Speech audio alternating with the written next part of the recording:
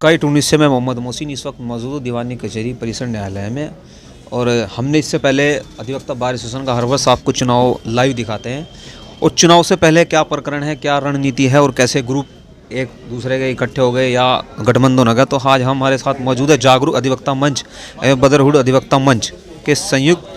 हम इनसे बात करेंगे, जो संयोजक साहब है पहले इनसे बात करेंगे, फिर जो ग्रुप के अध्यक्ष बनेंगे, महासचिव रहेंगे, उन संबंध में बात करेंगे हम। कमल साहब, चैनल में बहुत स्वागत है आप। जी धन्यवाद सर। सबसे पहले तो भ्रष्टाचार को बताइए। कोई जैसे होटल में कोई जैसा आजकल प्रथा है कि 2-3 साल से हम भी देख रहे हैं, जैसे पंजाब होटल या हो गया या कोई दूसरा होटल में अधिवक्ता एक सबको होटल में मिला के दावत करते हैं। इस संबंध में क्या आपको कोई इसकी तरफ से कोई टीए भत्ता वगैरह मिलता है कुछ? बंधुवर स्काई टुडे न्यूज़ के सभी दर्शकों को पहले तो मेरा नमस्कार। मैं आपको बताना चाहता हूँ, आपका जो पर्सन है बहुत जेन्युइन और खतरनाक पर्सन है। मैं आपको बता दूं कि हमारे यहाँ जो पदाधिकारी होते हैं बार में, इन्हें कोई भत्ता नहीं मिलता। और ये किस तरीके से दूसरे ग्रुप उसे इकट्ठा करके पैसे करके कैसे भी उसे भ्रष्टाचार के अंतर्गत लागते हैं, क्यों करते हैं, वो उसका हमारा उद्देश्य अधिवक्ताओं पर फोकस करना होता है। हमारा उद्देश्य खाली अधिवक्ताओं पर फोकस करना है, अधिवक्ताओं से वोट मांगना है। क्योंकि होटल्स में क्यों जाते हैं, कैसे जाते हैं, ये सब अंदर की बातें, इनको मैं कुछ कहना नहीं चाहता। आप इस बारे में समझ सकते हैं बस। भ्रष्टाचार के बारे में क्या कहना चाहिए? भ्रष्टाचार ये है कि हमारे जैसे चैम्बर बने हुए हैं, आप स्थिति देख लीजिए, हमारे ये दबड़े नुमा चैम्बर है, स्थिति बहुत नाजुक है। हमारे लोग इस बात को कहने को तैयार नहीं है, कोई भी अन्य दो ग्रुप इस बात को मुद्दे को उठाने को तैयार नहीं है कि जो पैसा यहाँ से आता है, कभी कलेक्ट्रेट में चैम्बर बन जाते हैं, कभी छोटे छोटे चैम्बर बन जाते हैं। बहुत यह ऐसा होता है कि इस बात पे बात हुई थी कि यहाँ चैम्बर जो बनेंगे, अभी जो पैसा आया था 156 करोड़ रुपया जो हमारे सुनने में आया था, और यहाँ का वो जो नक्शा था वो भी बन चुका था 2019 के आसपास। ये सारी प्रक्रिया शुरू हो गई थी, लेकिन वो पैसा भी सुनने में आ रहा है कि वो भी वापस चला गया। ये करोड़ों रुपए का नुकसान, 156 करोड़ रुपए का नुकसान हम लोगों का हुआ है। तो इसके बारे में आप स्थिति समझ सकते हैं कि हमारी मनोस्थिति क्या रही होगी। इन चैम्बरों से टूटे फूटे चैम्बरों में हम बुरी हालत में गर्मी सर्दी बरसात में कैसे यहाँ पर रह के अपना आजीविका कमाते हैं, यहाँ पर कैसे काम करते हैं। आपका ग्रुप अगर जीत जाता, सर्वप्रथम प्राथमिकता क्या रहेगी? सर्वप्रथम हमारी प्राथमिकता सभी जूनियर्स और सीनियर्स चैम्बरों के निर्माण के लिए हम सार्थक प्रयास करेंगे, संघर्ष करेंगे। जो भी व्यवस्था जहाँ रुकी होगी उसे पूरी तरीके से सही करने का प्रयास करेंगे। और दूसरे जो भ्रष्टाचार फैल रहा है कोर्ट प्रांगण में, जज के सामने बैठकर भी पेशकार पैसे लेते रहते हैं, सीनियर अधिवक्ताओं की फाइल तक नहीं उठाते। कुछ क्लाइंट ऐसे होते हैं जो अमीर क्लाइंट होते हैं, उन्हें देख के पहले उनकी फाइल देते हैं क्योंकि उन्हें लगता है कि उनसे ज़्यादा पैसे मिल जाएंगे। ऐसी स्थिति हो गई है, कोर्ट में काम करना मुश्किल हो रहा है। जैसा आपने भी संदेश दिया, इस संबंध में क्या कहना चाहते हैं? जैसे 22 दिसंबर में आपका चुनाव प्रचारण है, और क्या संदेश देना चाहते हैं जो अधिवक्ता बार एसोसिएशन के वोटर हैं? हम सभी अधिवक्ताओं को यह संदेश, ये अपील करते हैं कि हमने जागरूकता अधिवक्ता मंच एवं ब्रदरहुड अधिवक्ता मंच के नाम से 2 ग्रुप है, अलग अलग काम करते हैं, साथ काम करते चले आ रहे हैं। अब की बार हम संयुक्त रूप से मैदान में हैं, चुनाव मैदान में हैं, और हम ये चाहते हैं कि हमारे ग्रुप के हमने चुनिंदा पोस्टों पर जो की पोस्ट है उन्हीं पर अपने कैंडिडेट उतारे हैं, ताकि हमें अच्छे तरीके से, ऐसा नहीं है हमारे 7 कैंडिडेट है और 4 सीट हमने खाली छोड़ दी है। उसके पीछे ये समझ सकते हैं कि एक रणनीति के तहत हमने काम किया है कि सभी लोग हमें सपोर्ट करें और वोट करें। अध्यक्ष साहब, चैनल में स्वागत है। स्काई न्यूज़ का धन्यवाद। मुझे जागरूकता अधिवक्ता मंच बदरहुड एकता मंच का संयुक्त प्रत्याशी बनाया गया है। भाई साहब से अभी बताया गया है कि कुछ जो ग्रुप हैं यहाँ सहारनपुर एसोसिएशन के, वो पंजाब होटल में दावत करेंगे, ताज होटल में दावत करेंगे, राजदूत होटल में दावत करेंगे, उन्हें दारू पिलाएंगे, मुर्गे खिलाएंगे, मीट खिलाएंगे। तो उसके लिए पैसा उनके पास जो है, इस बार में ये जो हैं पहले से ही इस बार को लूटते आए हैं, और वही लूट का पैसा ये जो है इस बार में खर्च करते हैं। हमने अपने पर्चे में ये बिल्कुल क्लियर किया है कि हम कभी भी किसी भी आदमी को चाय तक नहीं पिलाएंगे, बिल्कुल कोई पैसा दावत पर नहीं खर्च करेंगे, और बिल्कुल शालीनता से अपने वोट का काम करेंगे। यानी कि आप ये कहना चाहते हैं कि ये भ्रष्टाचार ही है जो इस तरह का मामला दावत वगैरह खिलाते हैं? भाई इनके पास जो है भ्रष्टाचार का ही पैसा है। ये यहाँ गलत तरीके से काम करते हैं, गलत तरीके से पैसा कमाते हैं। और उसी पैसों को गलत तरह से यूज करते हैं। चलिए, पार्किंग को लेकर के बहुत समस्या है, इस संबंध में आप क्या कहना चाहते हैं? पार्किंग के लिए भी पहले योजना आई थी, लेकिन जो हमारे पूरे कार्यकारिणी है उन्होंने उस पर कोई ध्यान नहीं दिया। बिल्कुल यहाँ से अव्यवस्था है।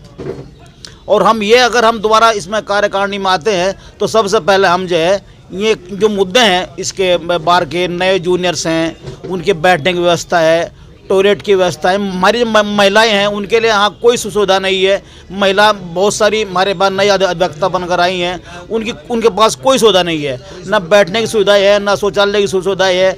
कहीं ना भी शिकायत की है कि शौचालय टूटा फूटा पड़ा है, वहाँ घुसना तक की हिम्मत नहीं है। लेकिन जो हमारी पूरे कार्यकारिणी रही हैं उन्होंने किस तरफ कोई ध्यान ही नहीं दिया। महिलाएं जो वादकारी हैं उनके लिए क्या विशेषता है? महिला वादकारी के लिए हम जो है कई तरह की हमारे पास योजनाएं हैं जिनका हम जो है अपने कार्यकारिणी में सम्मिलित करेंगे। सर, क्या नाम है?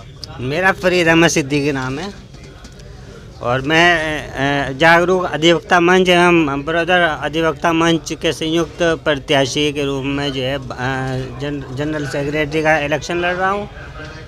क्या संदेश देना चाहते हैं? मेरा बार में जो है बार के सभी सदस्यों के पास यही संदेश जाना चाहिए कि जो बार में लूट खसोट हो रही है उस पर किस तरीके से अंकुश लगाया जाए। अब आप जो है वकालतनामों को ले लीजिए, हमारे बार में 2,500 सदस्य हैं, उसमें 1589 जो है उनको राइट टू वोट है। अब 2500 सदस्यों में कम से कम 500 वकालतनामे तो एक दिन में बिक ही जाते होंगे। और वर्किंग डे लगाइए आप 365 दिन में 200 वर्किंग डे लगा लीजिए और 100 रुपये का एक वकालतनामा लगाइए आप, ये 1 करोड़ रुपये के करीब एक साल का बैठता है। और 1 करोड़ रुपये का उसका कुछ पता नहीं है वो कहाँ गया कहाँ नहीं गया। दूसरे जो है आप कैंटीन का ठेका है और फोटो स्टेट का ठेका है, 30,000 रुपये एक से लिए जाते हैं, 15,000 या 25,000 रुपये किसी दूसरे से लिए जाते हैं। और मेंबरशिप का भी जो है 2500 का आप लगाइए, 50 रुपये और 30 रुपये के हिसाब से कितना बैठता है अमाउंट। आप कहना चाहते हैं कि भ्रष्टाचार की हित ज़्यादा होती जा रही है? इंतहा दर्जे का भ्रष्टाचार है, उस पैसे का जो है कोई ट्रांसपेरेंसी नहीं है, कुछ पता नहीं फंड का ये पैसा कहाँ गया कहाँ नहीं गया। 2-4 जो है फिर टाइलें वाइलें लगाते हैं अपना, उसमें जो है वो सब पैसा जो है वो ख़त्म हो गया। लाइब्रेरी की आप जो है लाइब्रेरी देखेंगे आप, ऊपर जाके देखना लाइब्रेरी बिल्कुल ख़त्म है। अगर हमारे ऊपर जो है बार के सदस्य यकीन करके हमें वोट देते हैं, हमें जितवाते हैं, सबसे पहले जो है हम लाइब्रेरी अपडेट करेंगे। सबसे पहले जो है पूरे जो है एक 2 महीने के अंदर लाइब्रेरी अपडेट मिलेगी बार में। और जो बार का जो भी फंड आएगा उसकी ट्रांसपेरेंसी रखी जाएगी। जो हमारी कार्य का अगर हमें मौका मिलता है और तो हम अपना जो भी बार का फंड होगा वो बार के फंड ही में जमा होगा और जो खर्च होगा वो जनरल हाउस की मीटिंग बुला के उसमें खर्च किया जाएगा। आप क्या संदेश देना चाहते हैं आखिर में? मैं यही संदेश का रिक्वेस्ट करेंगे कि एक बार जो है बार के सभी सदस्य हमारे ऊपर यकीन करके हमें एक बार सत्ता में ले गए, हमें चुने, ताकि जो है बार के फंड का दुरुपयोग रोका जा सके। क्या नाम है सर आपका? मैं आदिल हसन एडवोकेट, जागरूक अधिवक्ता मंच एवं ब्रदरहुड मंच जो हम लोग साथ आए हैं उसमें एक छोटा सा कार्य करता हूँ। जैसे मेरे साथियों ने भ्रष्टाचार के ऊपर बात रखी है, 3-4 मुख्य समस्या मैं आपको बताना चाहता हूँ जिसका निवारण हम लोग आते ही करेंगे। सबसे पहले अधिवक्ता जिस साथी की मृत्यु हो जाती है उसके परिवार वालों को दिए जाने वाली तत्काल 1 लाख रुपए धनराशि 1 सप्ताह के भीतर हम उसके परिवार वालों को देंगे। अनावश्यक खर्च ख़त्म करते हुए, चापलूसी वाली बड़ी बड़ी सभाएं, बड़े बड़े प्रोग्राम करते हुए, इनको ख़त्म करते हुए अपने मृतक साथी के परिवार को 1 लाख रुपए तत्काल हम लोग 7 दिन के अंदर भुगतान करने का काम करेंगे। दूसरे नंबर पर अधिवक्ता एवं वादकारियों के लिए पार्किंग ख़त्म हो गई है। बाहर नगर निगम ने स्वयं अपनी ज़मीन पर कब्ज़ा करके वादकारियों की जो मोटरसाइकिल और स्कूटर वाहन जो पार्किंग होते थे उसको ख़त्म कर दिया है। नगर निगम स्वयं अपने राजकोषीय में घाटा करते हुए पार्किंग वाली जगह पर तार बाड़ कर दी है। ना तो वाहन पार्किंग का उन्होंने ठेका जारी किया है, ना ही फ्री में खड़ा करने की कोई उन्होंने व्यवस्था की है, बल्कि खाली स्थान को अपनी ही तार बाड़ करके स्वयं कब्जा कर लिया, जो कि अनुचित है। नगर निगम समाज के हित के लिए है, ये कोर्ट समाज हित के लिए है, तो सर्वप्रथम वादकारियों को मोटरसाइकिल और अन्य वाहन खड़ा करने की पार्किंग के लिए हम लोग प्रयास करेंगे कि नगर निगम अपनी जगह पर जो कब्जाधारी हुआ बैठा है उसको ख़त्म करें। नंबर 2, हमारे कोर्ट में पार्किंग के लिए अन्य जगह है, लेकिन वीआईपी कल्चर के तहत केवल वहाँ चुनिंदा लोगों के वाहन खड़े होते हैं। उस वीआईपी पार्किंग को ख़त्म करके हम अपने साथियों के वाहन वहाँ तक ले जाएंगे। तीसरी इम्पोर्टेंट बात, हम लोगों को समाज को चलाने वाला अधिवक्ता एक महत्वपूर्ण अंग है समाज का, और उसको आज तक ना तो मेडिक्लेम का फ़ायदा दिया गया, ना ही उसे जो राज्य सरकार केंद्र सरकार द्वारा जारी जो कार्ड वगैरह बन रहे हैं मेडिकल, ना उसमें सहायता दी गई है। हम यहाँ आते ही हमारा प्रथम प्रयास रहेगा कि वकील और वकील का परिवार सबसे पहले सुरक्षित हो। कोर्ट में एक और समस्या आने लगी है कि कोर्ट में कुछ दलाल लोग घुस गए और वो दलाल दूसरे दलालों से मिलकर अपने ही साथियों के खिलाफ उल्टी सीधी कार्रवाई कराते हैं।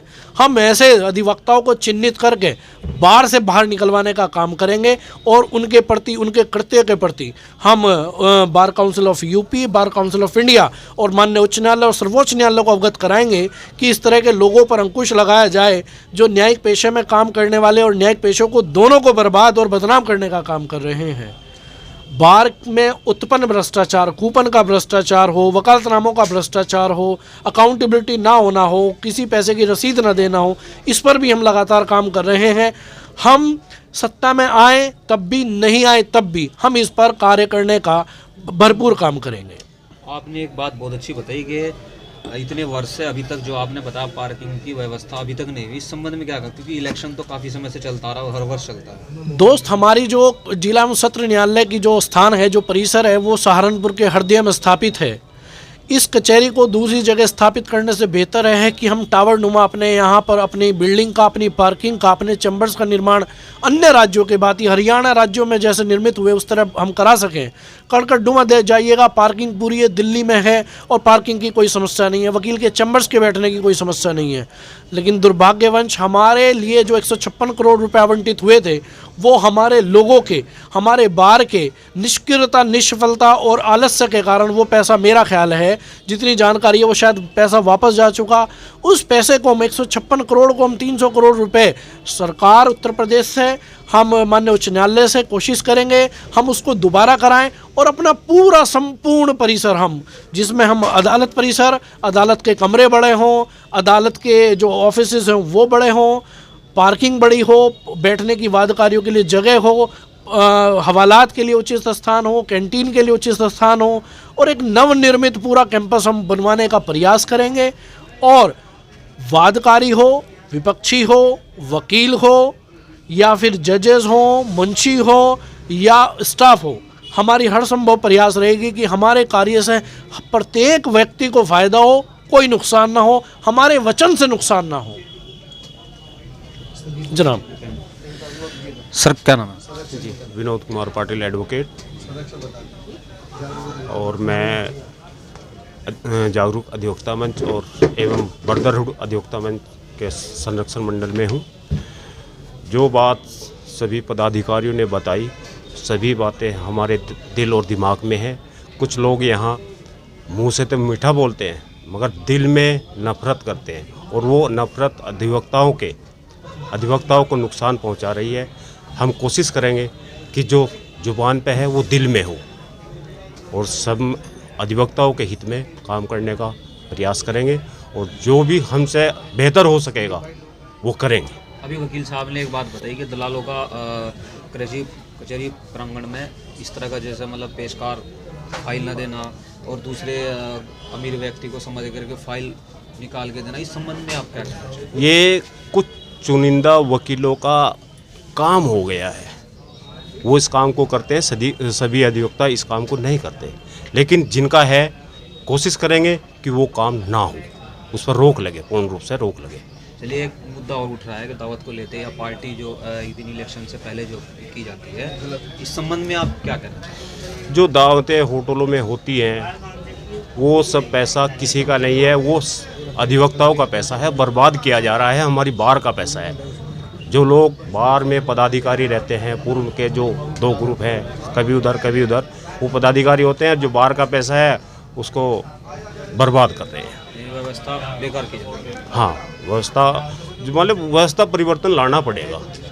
तो आप आखिर में क्या, आपने जो अधिवक्ता बार एसोसिएशन के वोटर हैं उनको क्या प्यारा संदेश देना चाहते हैं कि अपने वोट को ख़राब ना करें, अपनी सही चिन्हित जगह पे? मेरा सभी अधिवक्ताओं से यही अनुरोध है कि आप पूर्व के दोनों ग्रुपों के जो कार्यकारी अध्यक्ष महासचिव रह चुके, उनका कार्यकाल आपने देख चुका और वो किस तरह भ्रष्टाचार में लिप्त हैं ये भी देख चुका। तो उनकी व्यवस्था को देखते हुए एक सही व्यवस्था को लाने का प्रयास करें और हम कोशिश करते हैं कि हम पूरी सुचारू रूप से सबके हित में, सभी अधिवक्ताओं के हित में काम करेंगे और हमें इस चीज़ के लिए अवसर दिया जाए कि हमें भी देखा जाए कि एक बार आप भी इस काम को करके देखें। हम पूरा विश्वास दिलाते हैं कि हम अधिवक्ताओं के हित में काम करेंगे। क्या नाम है साहब?